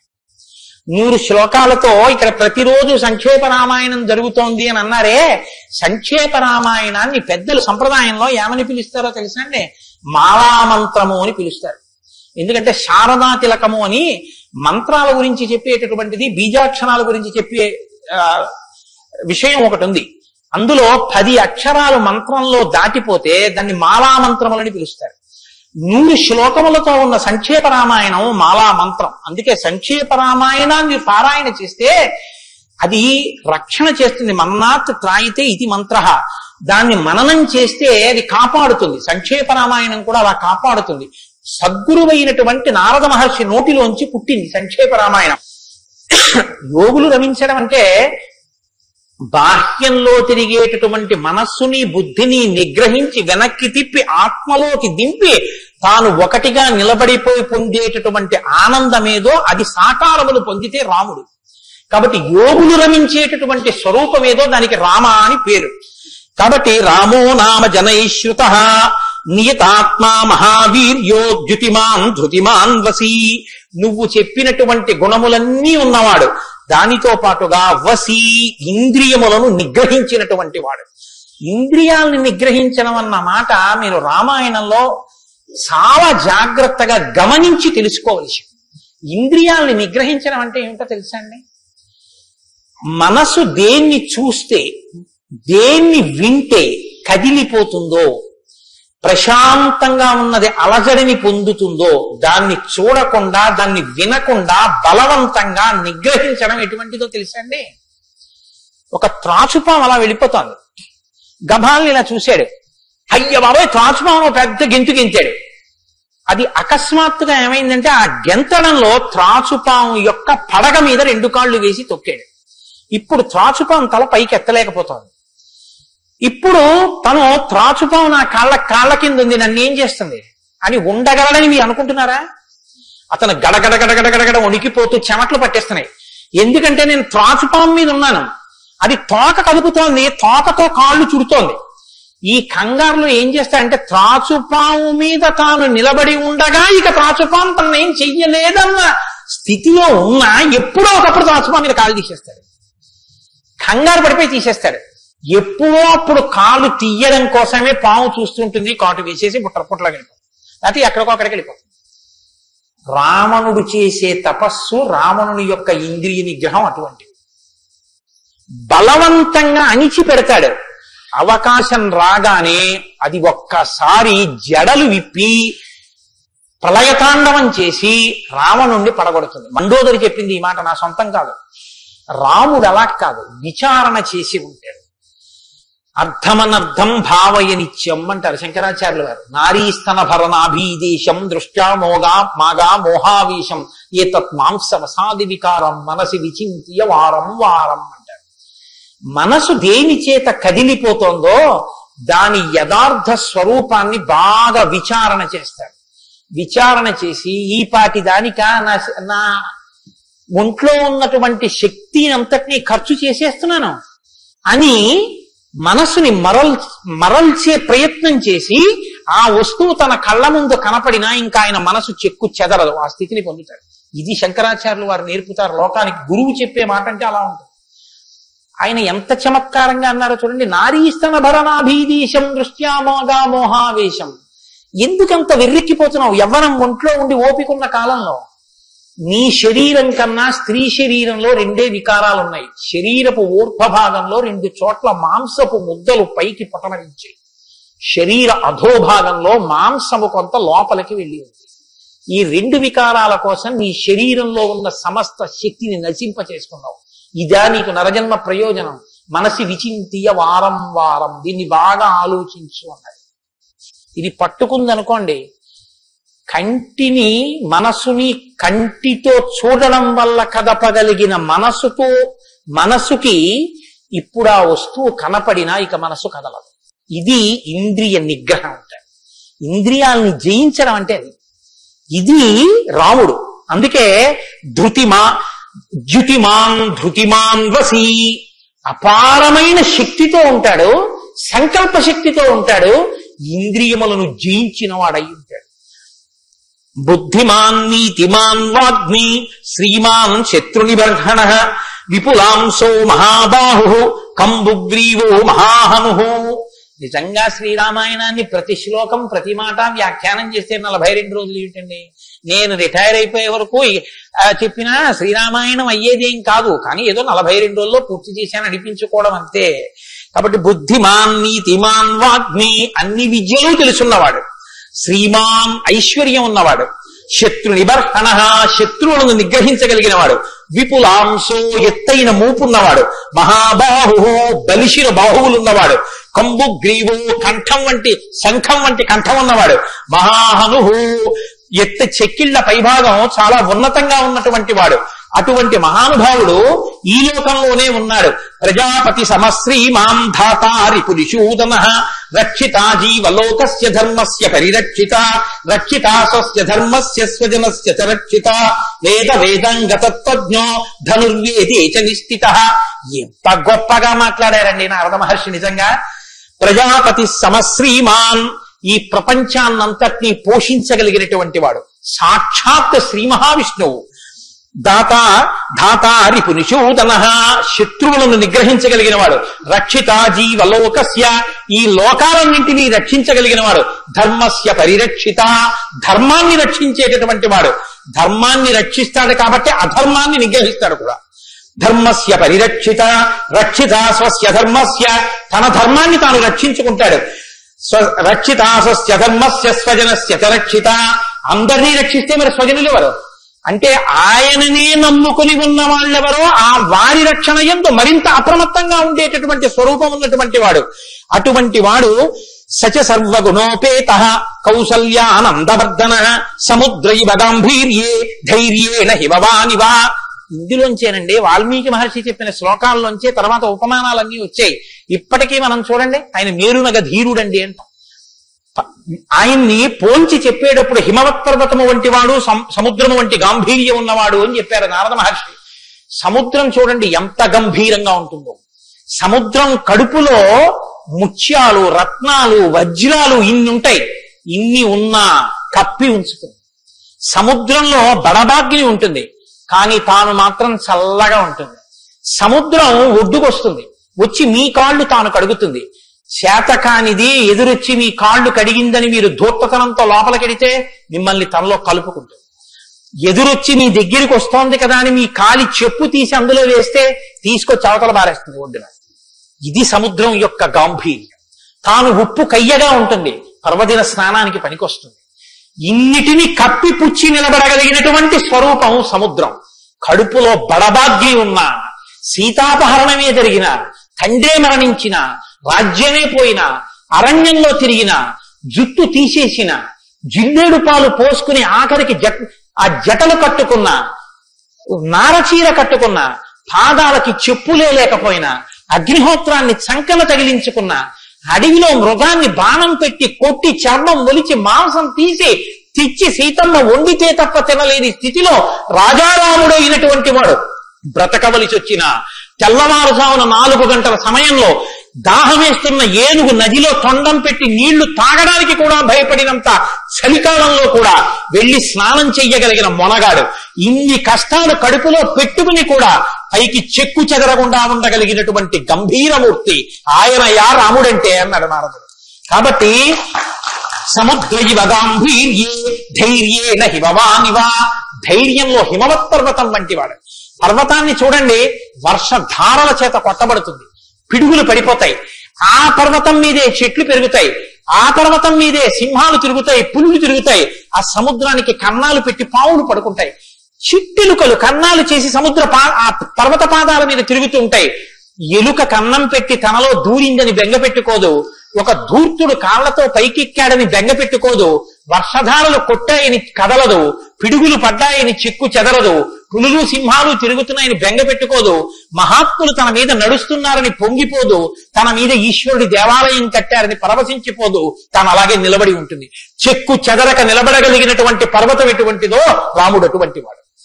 ఇది నారదుడు ఒక నరుడిగా ఆయనకున్న లక్షణాలు చెప్తున్నాడు. ఇవి నీవు సంతరించుకో, కొన్నైనా ప్రతిదానికి విచలితుడమైపోవడం కాదు, ప్రతి చిన్నదానికి కదిలిపోవడం కాదు, ధైర్యంగా నిలబడగలగాలి. నాకు కాకపోతే ఎవరికి వస్తాయి కష్ట సుఖాలు అనేటటువంటివి చేసుకున్న కర్మను అనుసరించి అని నిలబడగలిగినటువంటి స్థితి రామాయణం ఇస్తుంది.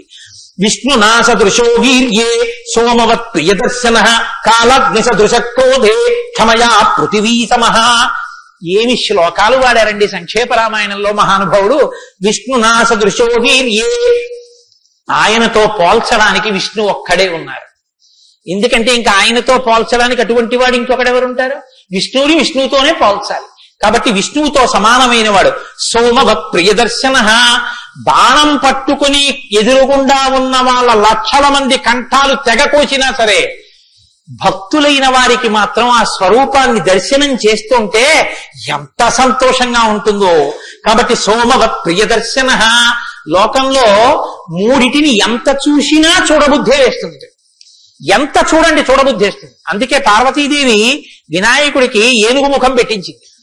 పసిపిల్లలకి కూడా సంతోషం కల్పించేవి మూడు ఏమిటో తెలుసా అండి? గజముఖం, చంద్రబింబం, సముద్రం. మీరు సముద్రపు తొట్టికి వెళ్ళి ఎంతసేపు కూర్చోండి, ఎంతసేపు చూస్తున్నా సముద్రాన్ని అలా చూడాలనే అనిపిస్తుంది.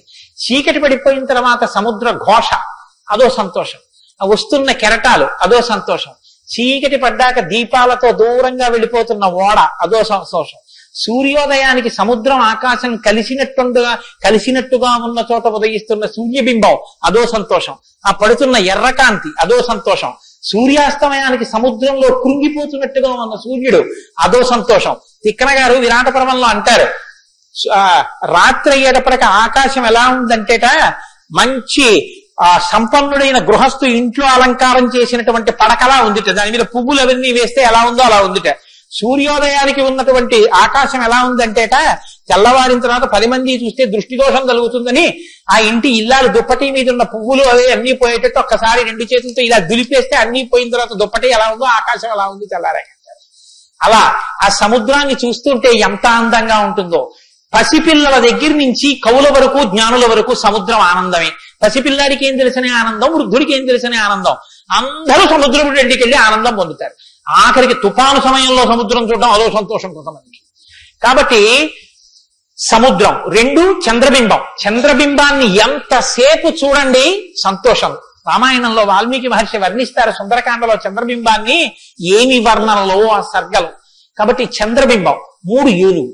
ఏనుగు చూడండి, వెంకటాచల క్షేత్రానికో తిరుత్తనియో వెడితే ఆ ఏనుగు ముందు నించుంటే పిల్లల్ని ఎంతసేపు నించో పెట్టండి సంతోషమే.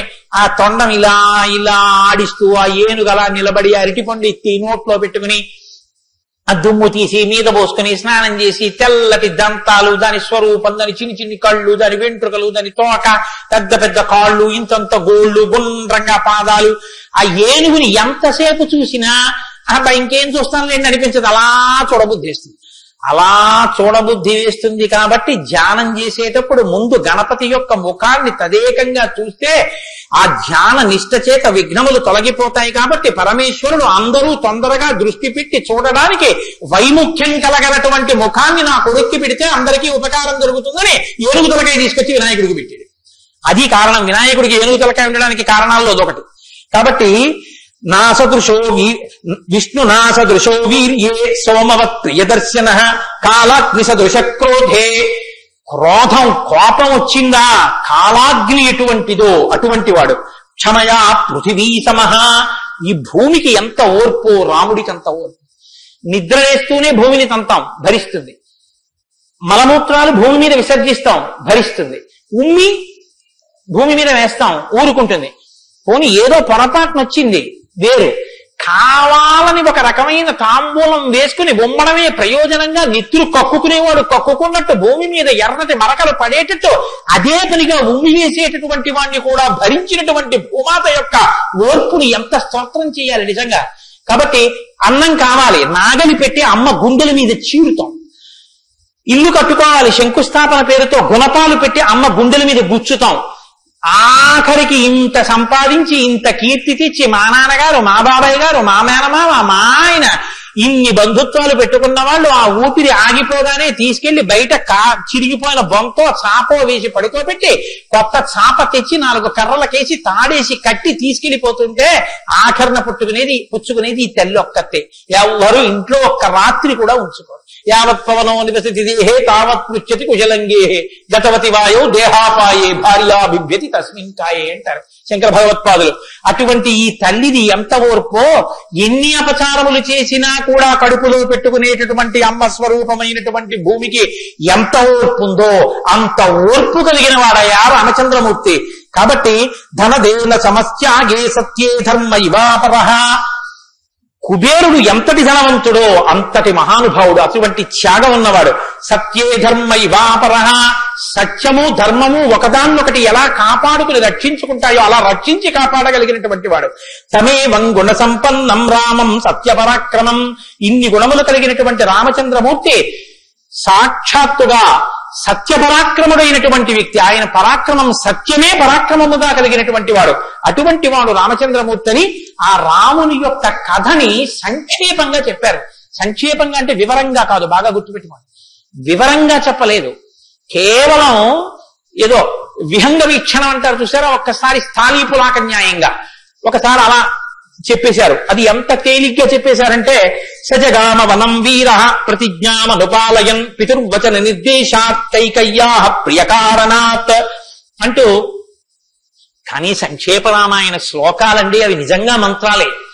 దశరథ మహారాజు గారు లేక లేక లేక లేక సంతానం కలగలేదని బెంగ పెట్టుకుని అశ్వమేధయాగం చేసి పాపాన్ని పోగొట్టుకుని పుత్రకామేష్టి చేస్తే యజ్ఞపురుషుడు ఆవిర్భవించి ప్రసాదాన్ని ఇస్తే ఆ పాయసాన్ని అనురూపలైనటువంటి తన భార్యలు స్వీకరిస్తే పెద్ద భార్య అయినటువంటి కౌసల్యాదేవి యొక్క గర్భాన్ని జనించినటువంటి సాక్షాత్ విష్ణు స్వరూపుడైన ధర్మాత్ముడైన రామచంద్రమూర్తి పినతల్లి అయిన కైకమ్మ 14 సంవత్సరములు అరణ్యవాసం చేసి రాజ్యాభిషేకాన్ని విడిచిపెట్టుకోవాలి రామచంద్రమూర్తిని 2 వరములు రాత్రికి రాత్రి దశరథ మహారాజు గారిని అడ్డుపెట్టి నిగ్రహిస్తే తండ్రిని సత్యవాక్యమునందు నిలబెట్టడం కోసమని రామచంద్రమూర్తి రాజ్యాన్ని పరిత్యజించి నారవస్త్రాలు కట్టుకుని చెప్పులు కూడా విడిచిపెట్టి మహానుభావుడు అరణ్యానికి బయలుదేరి వెళ్ళిపోతున్నారు. ఆ వెళ్ళిపోతున్నటువంటి సమయంలో రామస్య దయితా భార్య నిత్యం ప్రాణ సమాహిత జనకస్య కులే జాతా దేవమాయేవ నిర్మిత సర్వలక్షణ సంపన్నా నారీణాముత్తమామధు సీతాప్యనుగత రామం శిశిరం రోహిణీ యథా.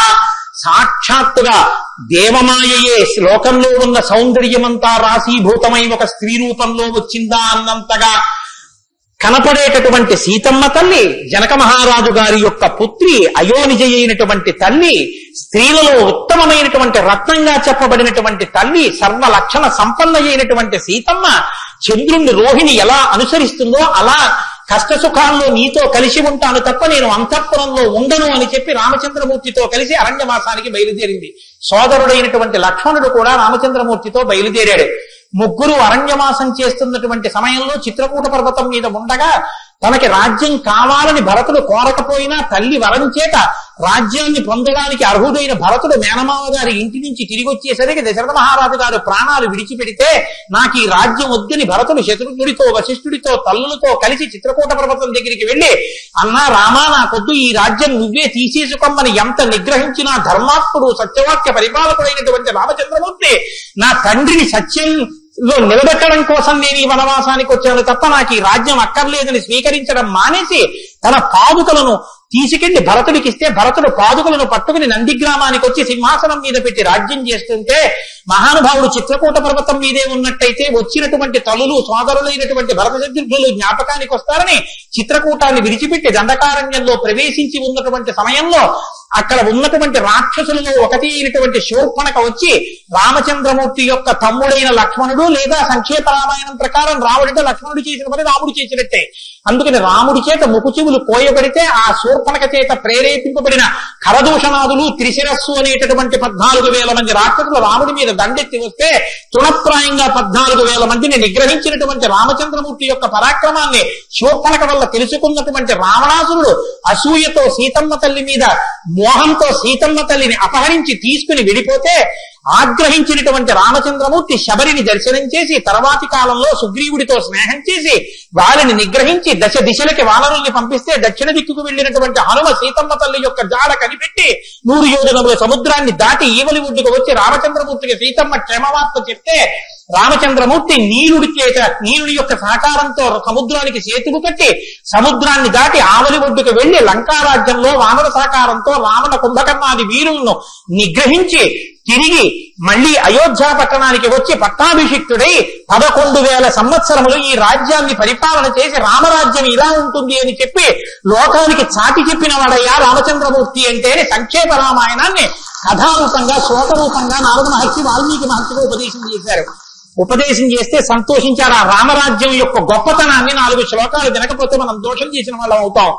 ప్రహృష్టముదితో లోకస్పుష్ట సుధార్మిక నిరామయో హ్యరోగశ్చాదుర్భిక్ష భయవర్జిత న పుత్రమరణం కించిత్ తద్రక్షంతి పురుషః క్వచిత్ నార్యాశ్చా విధవా నిత్యం భవిష్యంతి పతివ్రతాః న చాగ్నిభయం కించిత్ ఆప్సుమజ్జంతి జంతవః న మాతజం భయం కించిత్ నాపిజ్వర కృతం తథా న చాపిక్షుద్భయం తత్ర న తస్కర భయం తథా నగరాణి చ రాష్ట్రాణి ధనధాన్యయుతాని చ నిత్యం ప్రముదితాః సర్వే యథా కృతయుగే తథా అశ్వమేధశతైర్రిష్ట తథా బహుసువర్ణకైః. రామచంద్రమూర్తి రాజ్యం చేసేటటువంటి కాలంలో కొడుకులు మరణిస్తే పెద్దవాళ్ళైనటువంటి వాళ్ళు పిల్లలకి ప్రేతకారిగించేయడం అన్నది లేదు. స్త్రీలు విధవలై భర్త మరణిస్తే జీవించవలసినటువంటి దౌర్భాగ్యం లేదు. అందరూ పసుపు కుంకాలతో భర్త చేతుల మీద వెళ్ళిపోయేవారు.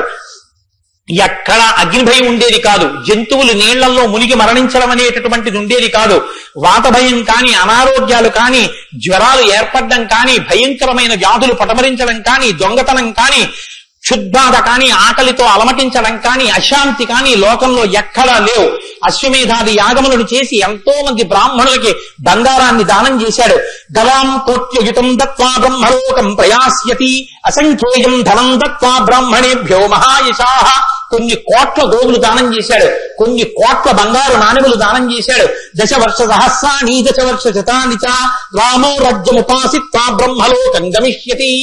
రామో రాజ్యముపాసిత్వ, రాజ్యాన్ని ఉపాసన చేశాడు మహానుభావుడు. అంత గొప్ప పరిపాలన చేసి 11,000 సంవత్సరముల పరిపాలన తర్వాత బ్రహ్మలోకాన్ని చేరుకున్నాడు. ఇదం పవిత్రం పాపఘ్నం పుణ్యం వేదైశ్చ సంవితం.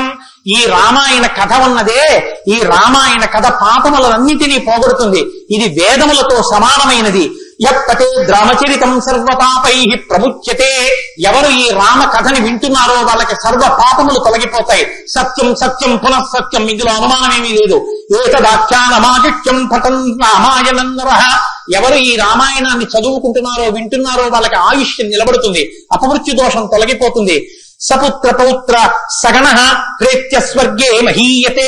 పుత్రుల్ని, కొడుకుల్ని, మనవల్ని చూసిన తర్వాత 3 తరాలు చూసిన తర్వాత సంతోషంతో సుఖశాంతులతో ఇహమనందు జీవించి ఆఖరున తేలికగా శరీరం నుంచి ప్రాణం విడిపోయి జీవుడు సంతోషంగా భగవన్నామం చెప్తూ స్వర్గలోకాన్ని చేరుకుంటాడు. ఇంతటి గొప్ప అనుభూతిని, ఐశ్వర్యాన్ని అనుగ్రహించగలిగినటువంటి శక్తి కలిగినటువంటిది రామాయణం. కాబట్టి ఎల్లరూ ఈ రామాయణాన్ని చదువుకోవాలి, వినాలి, ధరించాలి అని నారద మహర్షి వాల్మీకి మహర్షికి చెప్తే తదేక ధ్యానంతో ఆ మాలామంత్రంగా వినపడిన సంక్షేప రామాయణాన్ని విని పొంగిపోయిన హృదయంతో తన్మయత్వంతో ఉన్నటువంటి వాల్మీకి మహర్షి యొక్క స్థితి దగ్గర ఇవాల్టి ఉపన్యాసాన్ని పూర్తి చేస్తున్నారు. రేపటి రోజున అసలు ఎలా ఆవిర్భవించిందో, తన్మయత్వంలో ఉన్న వాల్మీకి మహర్షి ఎలా బయలుదేరారో, రామాయణం ఎలా వచ్చిందో, ఏం జరిగిందో ఆ విషయాన్ని మీకు మనవి చేసి రామాయణ కథా ప్రారంభం చేసే అనుగ్రహాన్ని రామచంద్ర ప్రభు నాకు కృప చేయుగాక. రేపు ఖచ్చితంగా 6:30 కథా ప్రారంభం అయిపోతుంది.